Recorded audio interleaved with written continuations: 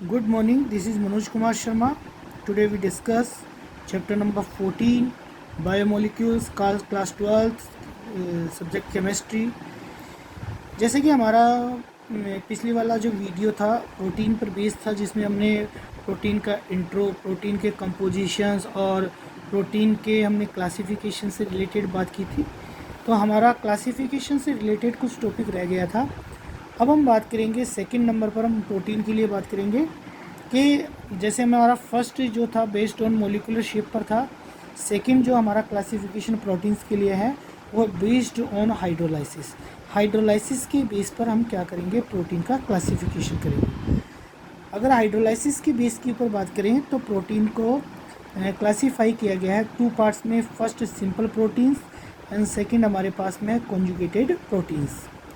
Simple type के जो proteins होते हैं वो आपके सिर्फ एमिनो एसिड्स होते हैं, उनमें केवल एमिनो एसिड्स होते हैं, just like egg, albumin and seed जो ग्लोबिन्स होते हैं, वो सिंपल प्रोटीन्स के हमारे पास एग्जांपल्स हैं। उसके बाद में हमारे सेकंड टाइप के जो एग्जांपल्स हैं वो जो हमारा जो पार्ट है वो है कॉन्जुगेटेड प्रोटीन्स। ये ऐसे प्रोटीन्स होते हैं जो non amino acids component additions to the amino acids to non conjugated proteins, यानी नॉन एमिनो एसिड्स टाइप के जो एडिशंस होते हैं एमिनो एसिड्स टू, उनको कॉन्जुगेटेड प्रोटीन्स कहते हैं। ये this non amino acids component is called prosthetic groups. इनको हम प्रोस्थेटिक ग्रुप्स कहते हैं, जो नॉन एमिनो एसिड्स ग्रुप जो एडिशन किए होते हैं।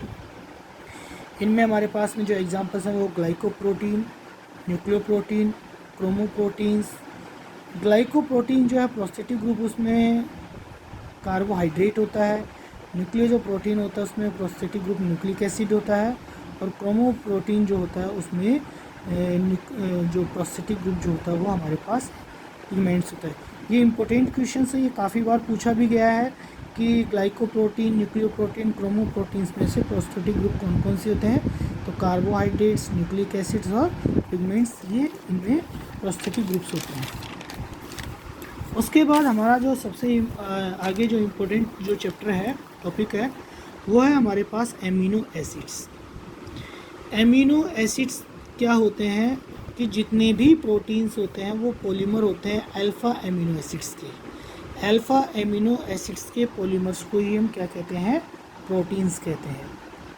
Amino acids contain amino and carboxyl group. जो एमिनो एसिड्स होते हैं उनमें दो तरह के ग्रुप्स मिलते हैं।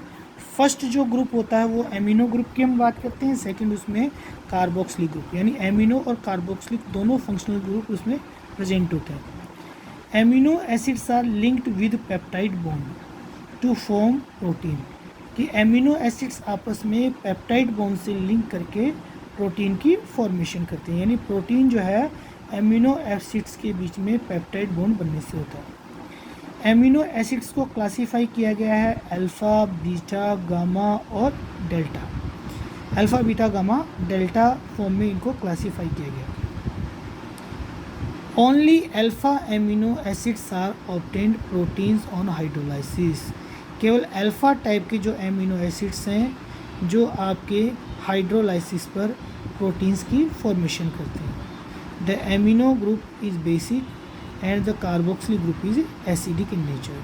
अगर हम एमिनो एसिड्स की बात करें तो उनमें एमिनो ग्रुप जो होता है वो बेसिक नेचर का होता है और कार्बोक्सिल ग्रुप जो होता है वो एसिडिक नेचर का होता है।